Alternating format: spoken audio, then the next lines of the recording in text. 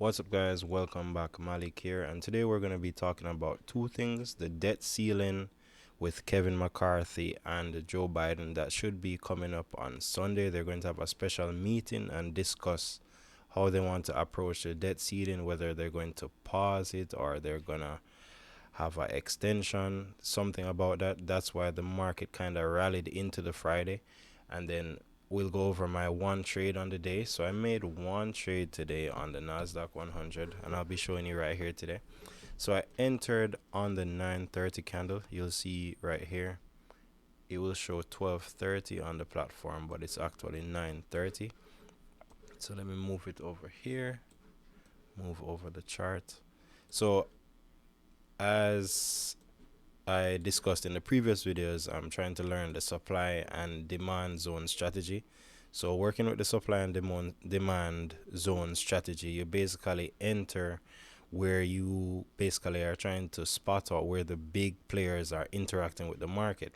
So I entered to the buy side on a part that I thought would have been a demand zone because it was a previous demand zone.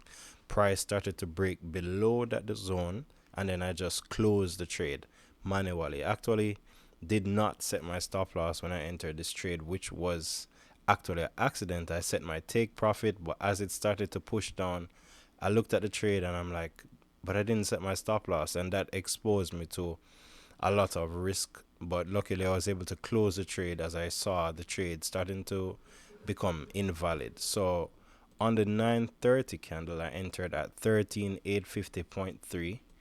So I'll show you that 13,850.3. And you can see if I have my zone right here, basically, and I'm trying to aim to the upside with my stop loss at the bottom of the zone, and the bottom of the zone would have been the lowest of the previous candle before we had a big push up. So you see I entered at 13,850.3, and then I basically manually closed out the trade at on the next candle actually at 13,836.9, and that's on the 9:45 candle. Let me actually extend it and you'll see it much better. So you'll see it was this candle that actually closed me out of the trade at 13,836.9, right? So at 13,836.9 is when I got stopped out of this trade.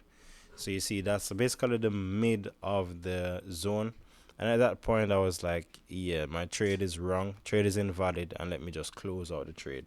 So that was a total loss of $13 on the day, and I didn't trade anymore for the day after that.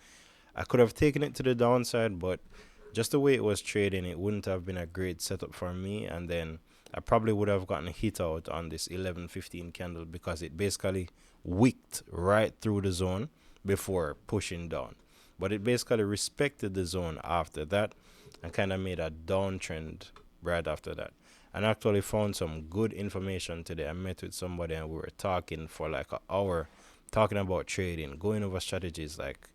So I'll be actually showing that on my YouTube channel as I get a better understanding of it, right? So that's basically my one trade for today.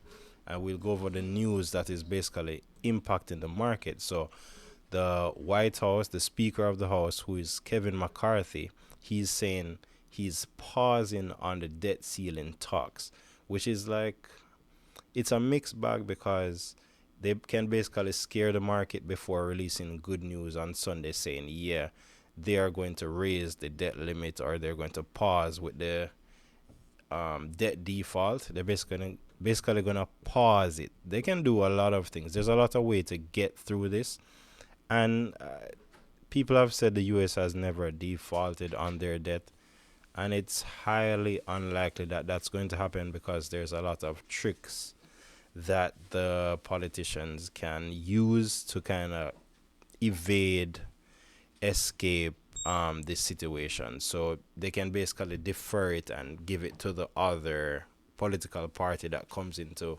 power, as in the next person that's voted in.